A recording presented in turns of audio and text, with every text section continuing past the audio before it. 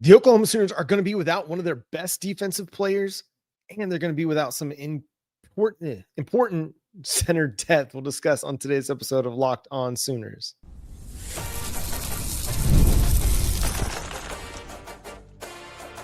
You are Locked On Sooners, your daily podcast on the Oklahoma Sooners. Part of the Locked On Podcast Network, your team every day.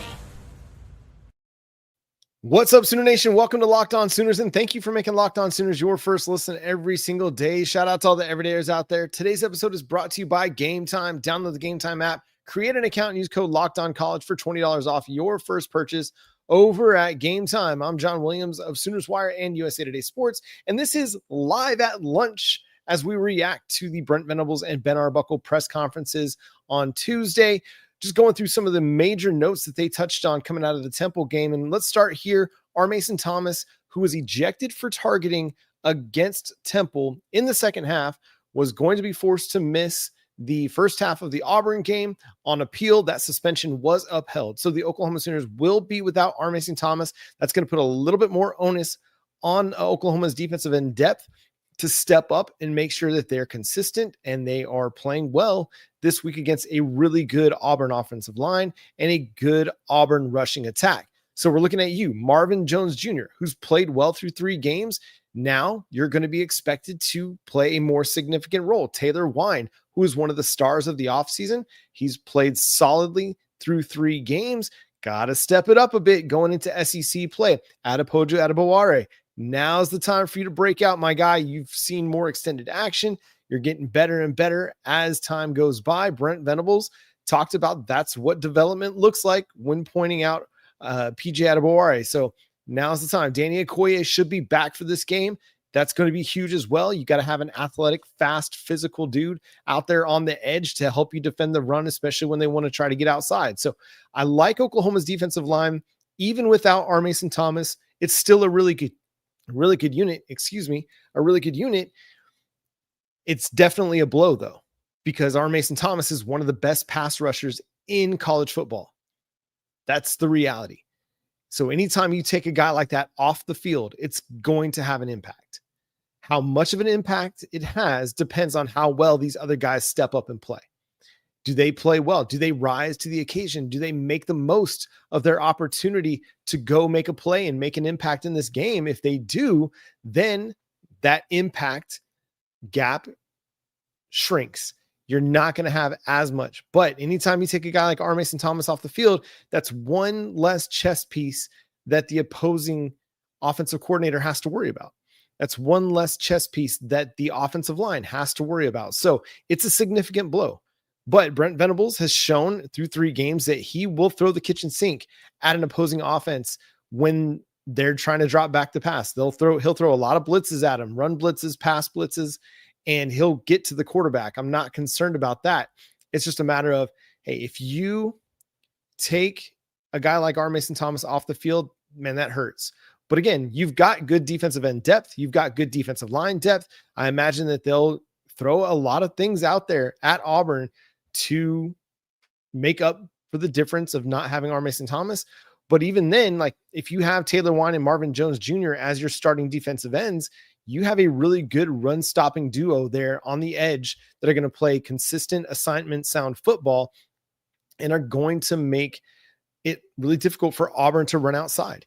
As long as those guys maintain their discipline in their keys and set that edge, it forces everything back inside where your elite interior defensive line is going to be sitting there waiting for them. You've got the linebacker play to help minimize the impact of a loss of Mason Thomas. You've got the cheetah play, Kendall Daniels, Reggie Powers III. That's a good group that you can rush off the edge and still get good pass rush. So Mason Thomas off the board, that definitely hurts. Again, you've still got some significantly good players that can help make your pass rush effective. And that's really what you're looking for. You're looking for effective pass rush. It's not always going to be getting to the quarterback. And I imagine that Hugh Freeze is going to try to have a lot of things schemed up to get the ball out of Jackson Arnold's hands quickly, get it into guys like Eric Singleton and Cam Coleman's hands out on the perimeter, let those guys to try to go make a play against Oklahoma's defense. He's not going to want Jackson Arnold to have to sit back in the pocket for 2, 3, 4 seconds, try and surveying things down the field to make a play. So there will be ways that Hugh Freeze tries to minimize the impact of a Brent Venables blitz or a Brent Venables pass rush. And it's going to be up to the rest of the defense to rally to the ball when he does get the ball out of his hands quickly and to tackle well when they're out in space. Oklahoma's done a really good job of that through 3 games. Now it's just a matter of keeping that going throughout. Another big loss, and this one's for the season, Troy Everett is going to be out for the season after suffering a season-ending knee injury last week in practice. Jake Michael was able to get the start against Michigan, played really, really well, kind of took the center job, and will be the center moving forward. The center depth is going to be something to watch because you're pretty young. Otherwise, you've got, Sean Hutton, the walk-on from Louisville. You've got Owen Hollenbeck, the 3-star prospect out of Melissa, who's got great size. We've raved about him on Locked On Sooners. He's a dude that's got great size, great strength, that wrestling background that's going to make him an effective center at some point down the line. He's just going to need time to develop. But behind Jake Michael, you don't have a ton of depth. Fabechi Wiwu was taking some snaps at center, and I imagine they'll continue to work him in to the mix because maybe you feel a little bit better about your guard depth than you do about your center depth at this point. So if you have to slide a guy like Fabechi Wiwu inside, then you're going to be playing like Ryan Foje or Eddie Pierre-Louis, guys that we feel really, really good about at guard, just need time to develop, whether it's Eddie Pierre-Louis and the technique or Ryan Foje and just a development of everything, just has to get a little bit more clean, a little bit more physical, a little bit more aggressive, play a little bit faster, the things that true freshmen have to work on, but there's a lot of promise at guard. It's just, you don't have a lot of depth at center. So if you got to slide somebody in, Fabechi's probably going to be the most likely option to do that. But yeah, losing Troy Everett, that definitely hurts. It stings. Even if he wasn't a starter, that's significant depth and significant experience off of your offensive line that even it impacts practice, because having a guy with that kind of practice or that kind of experience as your second team center, it's going to make guys around him, and Eddie Pierre-Louis, Fabechi, or Ryan Foje, Sean Hutton, it's going to make those guys better. Now you don't have that. Now it creates opportunity for guys like Owen Hollenbeck, who you expect at some point to be a starting center for you down the road. Maybe it fast tracks his development a little bit. Maybe it's like, oh, I better step up. Like, they might need me this year, so I need to get my mind right, get my understanding of the offense right, get my physique right, get my technique right. Because if you get one more injury at center, we could be in a situation like we were last year where, 4 centers in the first 3 games that Oklahoma had to roll out there. Yeah, it's a bummer. And it's a bummer for Troy Everett because it's a dude that had a season-ending injury last year, worked his tail off to get back, got himself in a position to be the starter this year, and then just got beat out by Jake Michael, through fall camp in the first couple weeks of the season, and is someone who's a leader on this team. And he's going to continue to be a leader, and he'll lead from the sideline. That's what Brent Venables talked about. But it's just kind of a bummer. And, Bob says it over here in the live chat. He says, O-line must be a hazardous position. It 100% is. It's one of those positions that you're always making contact with somebody, and there's always the risk that somebody's going to roll up on your knee or roll up on your ankle, or, you might get a leg broken like Javonnie Gibson did during, training camp whenever he was blocking back in spring ball and got hurt. It's a difficult position to play, and it's a hazardous position to play. So those are the 2 major notes. We've got some more injury updates coming. We'll also talk about how Oklahoma's got a new number 1 running back. We'll discuss that coming up next here on Locked On Sooners Live at lunch. Today's episode is brought to you by Prize Picks, the daily fantasy app where making the right call can actually pay off. You and I make decisions every day, but on Prize Picks, being right means cashing in. With football back, Prize Picks is the simplest and fastest way to get in on the action. Just pick more or less on 2 to 6 player projections, and you can turn your takes into real prizes all in less than 60 seconds. I'm a Dallas Cowboys fan. I love to watch the Cowboys, and this year in particular, with the defense not being very good, I'm picking more on a lot of those player projections for the Cowboys, whether it's Dak Prescott passing yards and touchdowns, or CD Lamb or George Pickens receiving yards. I'm definitely leaning in on the more aspect of that. And for anybody that's playing Dallas, it'd probably be wise to pick the more on some of those offensive numbers as well. Download the Prize Picks app today and use code LOCKEDONCollege to get $50 in lineups after you play your first $5 lineup. That's code LOCKEDONCollege for $50 in lineups after you first play $5. Prize Picks. It's good to be right. Again, thanks for joining us here at Live at Lunch here on Locked On Sooners. Every Tuesday, we are live here, just breaking down Brent Venables' press conference, going over some of the injury notes that pop up during the weekly event.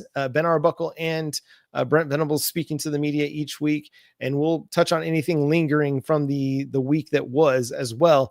But we're going to start also with this. Gentry Williams is expected to be back this week. That was somebody who sat out this past week against Temple. I wonder if it was an SEC game, one of greater significance, if Gentry Williams would have been able to play. They're being ultra cautious in games that they feel confident in, if that makes sense. But this is a game against guys like Cam Coleman and Eric Singleton that you need your defensive back room fully healthy and fully available. And it sounds like Gentry Williams is going to be available this week after nursing what was a hamstring injury from the week before. If he's back, then you're looking really good. This is going to be the biggest challenge of the season for Oklahoma's secondary against Cam Coleman, against Eric Singleton. Cortland Guillory has been fantastic as a true freshman starting at cornerback, but you need him to play his best ball of his young career this week. This is going to be an even bigger challenge. You need Kendall Dolby to show what he did last week again this week for a full 60 minutes. Jacoby Johnson, you're glad to get him back as well. So, it's like Oklahoma's cornerback group is getting healthier right at the right time. As you get into SEC play, as you face one of the top wide receiver duos in college football, you need those guys to be healthy. Oklahoma's pass defense has been really good so far this season. They're one of the tops in the nation in yards per game allowed. Now, they haven't played the top passing offenses in college football just yet, but they did play a good Michigan team where Bryce Underwood, he had a big day against Central Michigan this past weekend. Was that Oklahoma? No. Was it a game that you look at and you're like, okay, yes, Bryce Underwood's going to be one of the best college football quarterbacks in the nation this year? No, it wasn't. But it was still a good performance. And Oklahoma was able to kind of keep him in check for the most part. Temple, Illinois State, they have pretty good passing offenses relative to who they are as teams. But Oklahoma's only allowed 84.7 passing yards per game, which is second in the nation, only behind Nebraska. Coincidentally, Oklahoma leads the nation in completion percentage allowed at 46.5%. So that's great, man. That's a great start to the season for that group. I don't care who you're playing, only allowing 46.5% completion percentage. That's awesome. That is really good because you know that Michigan wanted to try to get the ball going down the field, but you were making competitive plays in your back seven that didn't allow that. Your linebackers were making competitive plays as they were rushing the passer. Think of the Owen Heineke deflected pass where he knocked down Bryce Underwood's pass that was headed towards the flat, likely could have been a completion. Oklahoma made life difficult on each of these first three pass teams. It's not that they were bad, passing games. It was more that they were affected by Oklahoma's defense. So going up against Jackson Arnold, Cam Coleman, Eric Singleton, I fully expect Oklahoma's pass defense to have another good day because, listen, y'all know if you've been listening to Locked On Sooners over the last few years, you know that I've been as big a Jackson Arnold proponent, supporter, somebody who believes that the talent is there. It's just he's not been consistent enough as a passer, not comfortable enough as a passer.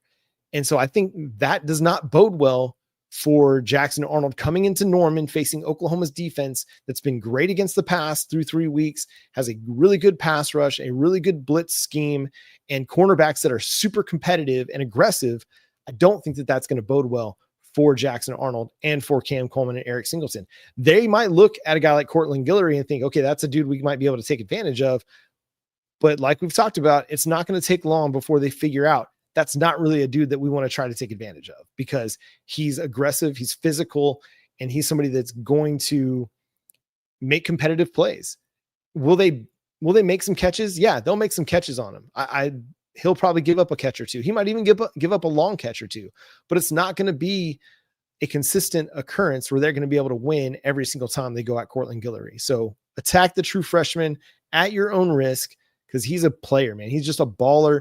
The term dog gets thrown around a lot, but that's the kind of dude that you want to have out there on an island in the secondary. Somebody who is not afraid of the expectations. He's not afraid of the fact that, hey, I'm a true freshman, I shouldn't be here yet. No, he's going and taking a job. I think that takes a lot of gumption. If you want to, let's use a word that maybe our grandparents might have used, gumption. Cortland Guillory's got that gumption. He's like, I'm one of the best out here. I'm going to be the best. And he's proven it so far through 3 games. Again, I don't expect him to have a season where he's only allowing 6 yards per reception. He's going to get beat from time to time. That's what happens at corner. But against a quarterback like Jackson Arnold, who's not proven to have the decisiveness part of his game down just yet, he's still an indecisive passer. Oklahoma's defense is going to be a bit of a nightmare for him. Will he make a few plays? Absolutely. He'll make some plays in the ground game. Absolutely he will. But if he gets into second and long, third and long situations, I don't think it's going to bode well for Arnold at all. Javonnie Gibson, we're still kind of waiting to see what this significant update is going to be. I'm waiting to see what this week looks like in the availability report. Ben Arbuckle just talked about how he's progressed well. He's doing all the right things, that when he's ready to go, he's going to go, and they're not going to have any concern about it. I still think that this might be the week that they go ahead and break him out, because you might not have Keontez Lewis. I don't expect them to have Keontez Lewis. I don't expect him to be available because of the concussion. They've been very conscientious about concussion protocols and concussion injuries, not one to rush guys back out there too quickly. Go back to the 2022 game against TCU. Dillon Gabriel gets hit really, really hard. He's knocked down to the ground, and then he misses the next week against Texas in the Red River Showdown, and we all know what happened there. If they're willing to sit a guy like Dillon Gabriel, who has a much more significant role in the offense and makes a greater impact in the offense than any wide receiver. I'm not specifically talking about Keontez Lewis, but you lose a starting quarterback that's as prolific as Dillon Gabriel was. That's more impactful than losing a wide receiver. It doesn't matter who they are. If it's, Kansas City, the Chiefs, you lose Patrick Mahomes, it's more impactful than losing Travis Kelce. That's just the reality of the situation. So I think they'll sit him this week, but I think that means that they'll probably play Javonnie Gibson. How much will they play him? Will he get a full complement of snaps? I don't know that, but I think that they're going to play him because he's warmed up each of the last 2 weeks with the Sooners in pregame. He's gone through everything. There haven't been any setbacks that have been reported. Sounds like he's trending towards playing. You could continue to be cautious. That's okay.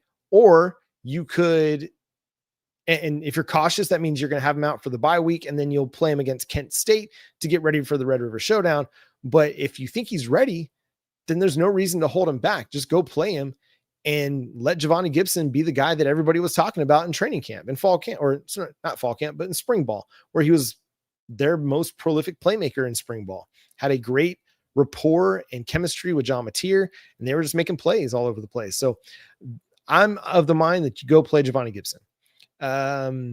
Any other, sounds like there were no setbacks for Kendall Dolby, and there's not really any other significant impacts. Michael Fasusi, I think they're talking like he's going to play. That's big. I was watching back some of the Michigan game, and his pass pro against Michigan was just so good, so stinking good.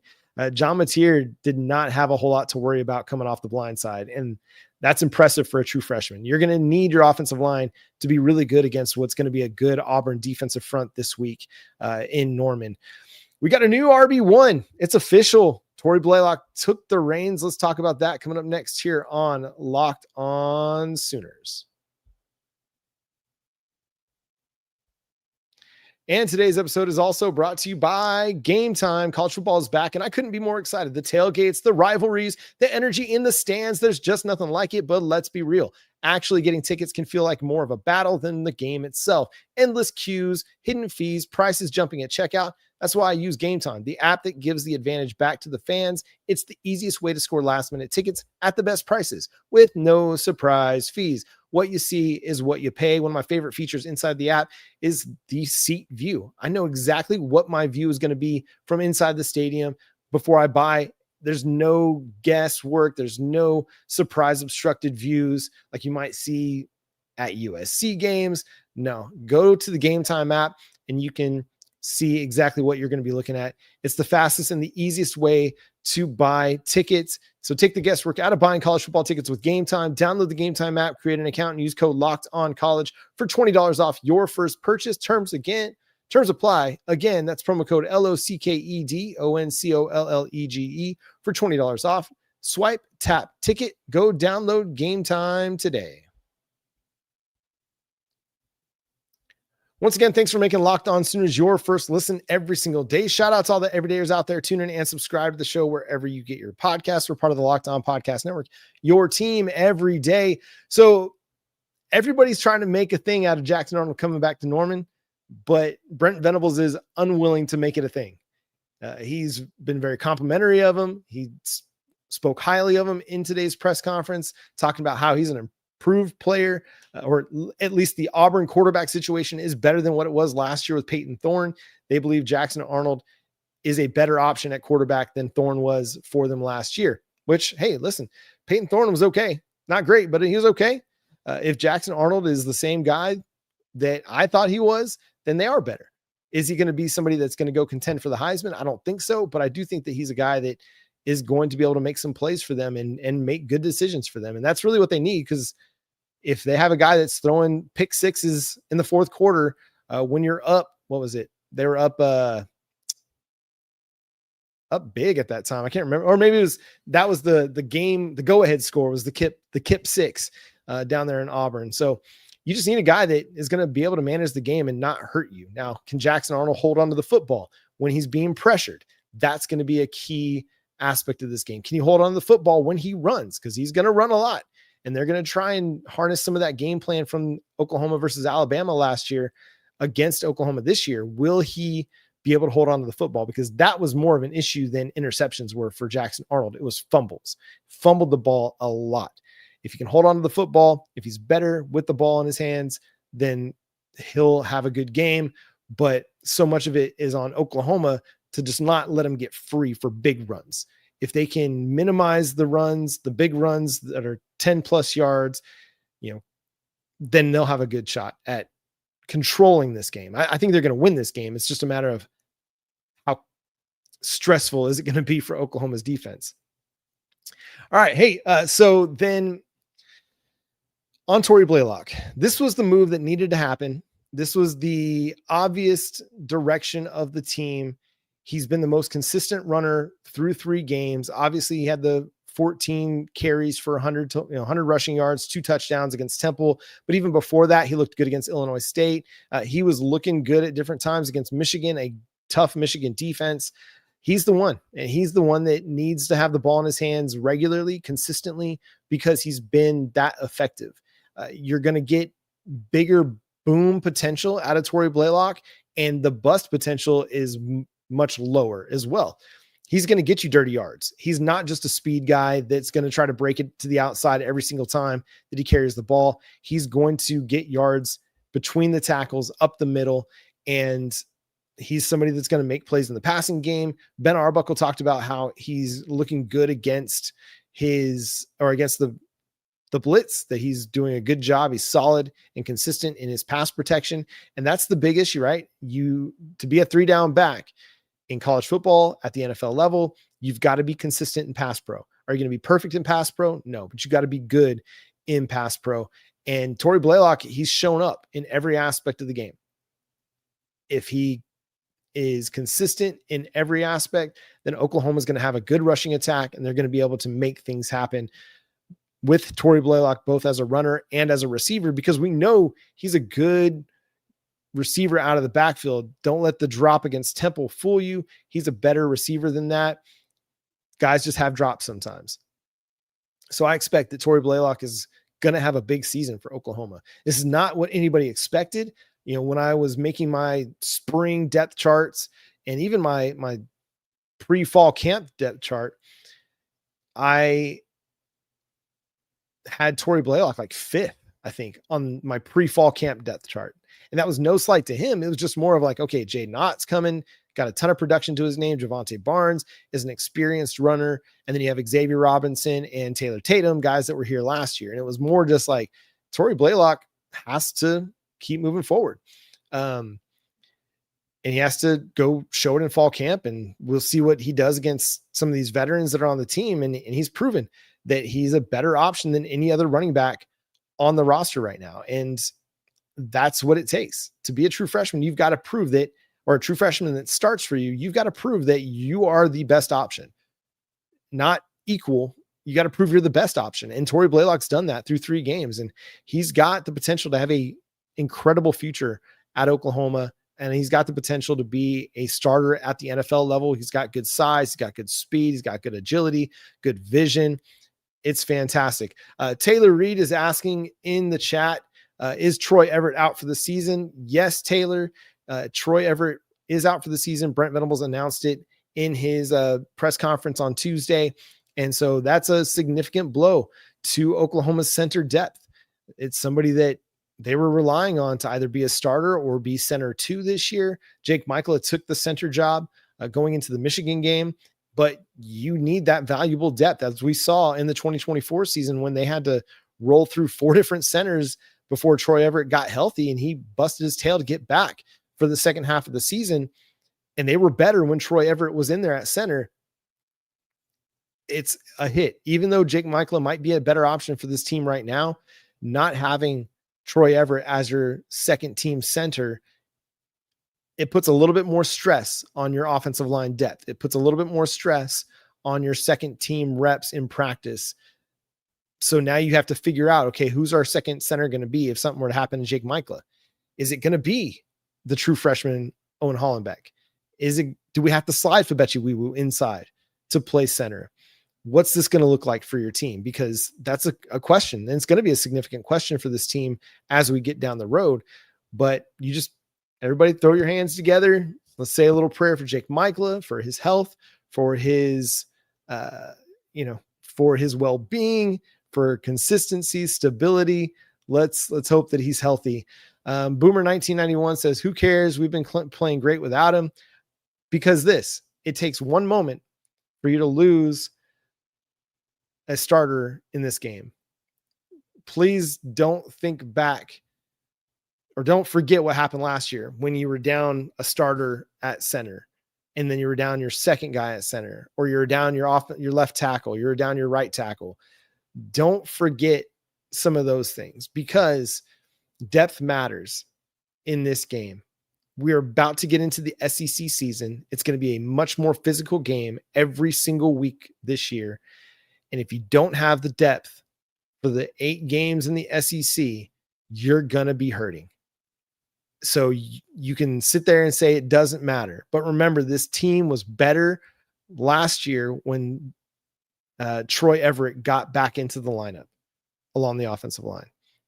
Is he the best center that Oklahoma's ever had? No. But you don't want to lose depth. He's a valuable veteran piece along the offensive line that matters. So there's that. Alex is asking, he's late to the stream. He's asking if Javonnie Gibson is clear. Not yet. We'll see what the availability reports look like later this week. We'll start getting those. I want to say Wednesday night or Thursday night. I have to think back to last year, but we'll start getting our updates on certain players. And I imagine Javonnie Gibson will be on that. My guess is he's going to be questionable on the initial availability report, but I think as the week goes along, it wouldn't surprise me to see if he's probable or not. My guy Jay at Unfair Sports, he says, I can see Javonnie and Keontez playing limited snaps. Yeah. And listen, there's definitely going to be Keontez watch. We're going to be looking to see if Keontez is going to play. He was trying to get back in the game on Saturday against Temple. Obviously, Oklahoma didn't need him to, But if he's not available, I think it's going to be Javonnie Gibson, because I think they're going to be ready to roll him out there. Now, they'll probably start Ivan Carrion. That's the guy that Ben Arbuckle has been most pleased with. He called him the most consistent, and regularly through fall camp, Brent Venables called him the most consistent player that they had. So I think that they'll probably try to deploy Ivan Carrion out there first, see what he can do for them. If they can be effective in the passing game with him instead of a Keontez or maybe even a Javonnie, then they'll probably just keep rolling with that. Maybe give Javonnie some snaps here and there, but it could still be one of those situations where they want to wait until Kent State before getting Javonnie Gibson back on the field. But there's just something in my mind, and this is just a guess. Like, this is a hunch. This is not sourced information. It's just a hunch that I think we see Javonnie Gibson play this week. I hope so. I hope that's the case. On Taylor Tatum, Alex Glass is asking about him, or he's talking about him. We'll see, man. Taylor Tatum's going to be one of those to watch as well. It sounds like he was downgraded on his cast or upgraded, however you want to look at it, but he's not in as significant of a cast on his hand. At least he wasn't for Temple. We'll see where he's at on the initial availability report that comes from the SEC later this week. But I don't expect him to play this week, even if he is listed as questionable or probable. I just don't expect him to play. He'd be one of those guys that you're looking at Kent State or even Texas or beyond to get him back on the field. And listen, if Torrey Blaylock continues to play well, if Xavier Robinson, Javonte Barnes continue to play well, then I wouldn't necessarily rush Taylor Tatum back. If you need to redshirt him, this is a great opportunity to redshirt him. Don't rush him back. The Jay Knott stuff, done. C Surf says, I'm just curious about the Jay Knott stuff. What's up with the reports of tension? I mean, I'm sure some of the tension comes from he's not getting playing time, and he's not getting playing time because he's not been good enough, in my opinion. And I mean, I'm not out there at practice. I can't see what that looks like, but in the games, he just doesn't look like a convicted runner. He doesn't look like somebody who's playing with conviction, that's playing with a great understanding what his responsibilities are, or great effort. I mean, they keep, hyping up Javonte Barnes to everybody, and as they should, because Javonte Barnes is just playing with his hair on fire. He's playing football like a football player, whether it's like a Danny Stutzman or a Jared Canick, like he's playing like a football player. They want their running backs to be able to go and block in the screen game. They want them to go block in pass pro. They want them to hit the hole hard and not be indecisive. And so far, Jay Knott just hasn't been that. He started the Michigan game for him, and he got a carry on that first drive of the game. And it's like the run kind of got blown up a little bit, but as soon as he saw the defender coming at him, is just kind of like he turtled up a little bit.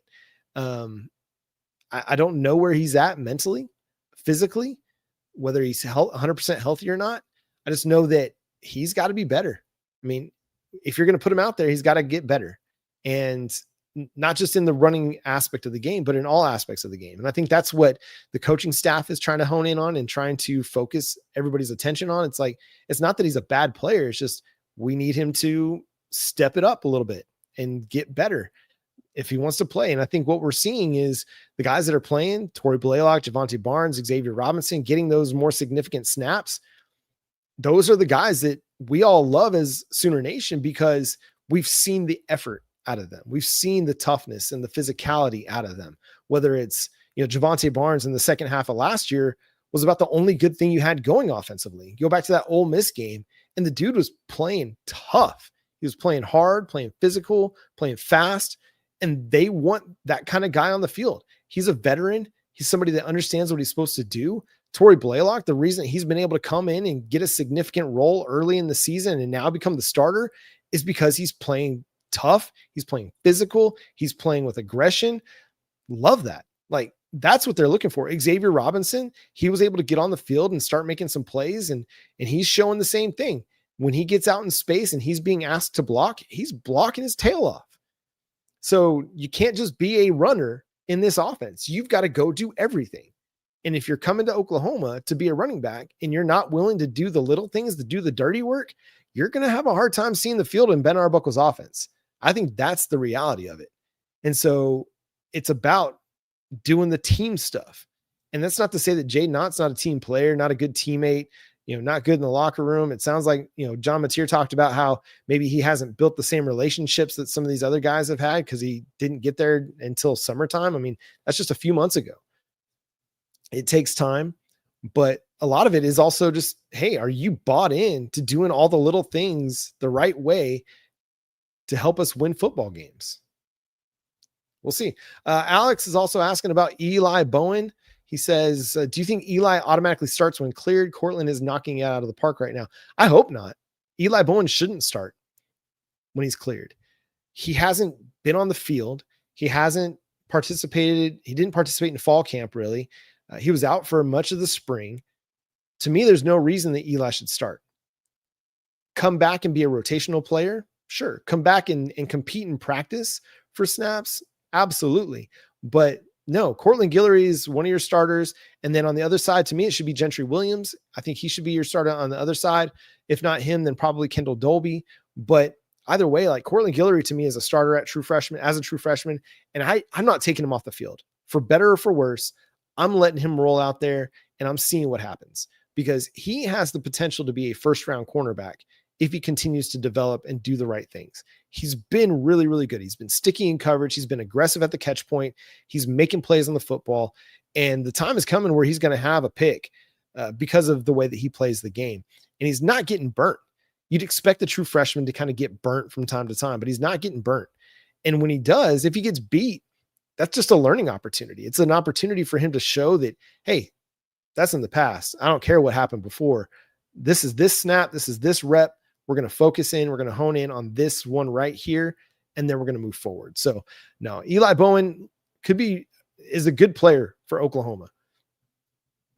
And he's going to be somebody that participates in the rotation when he does get back. But no, I don't think he should be a starter whenever he comes back.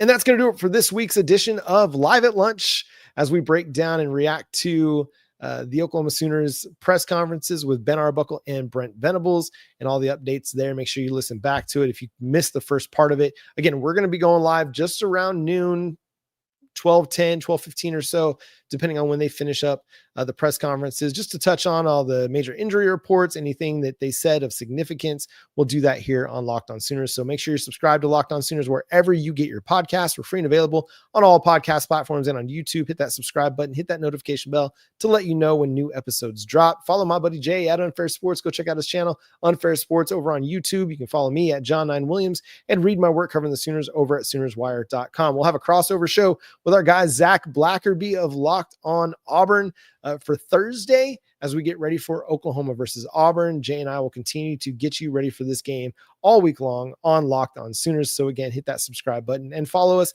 on whatever social media platform you prefer: Twitter, TikTok, Facebook, Instagram, Threads, Pinterest, wherever it is. But until next time, I'm John Williams. We'll talk to you then. Boomer Sooner.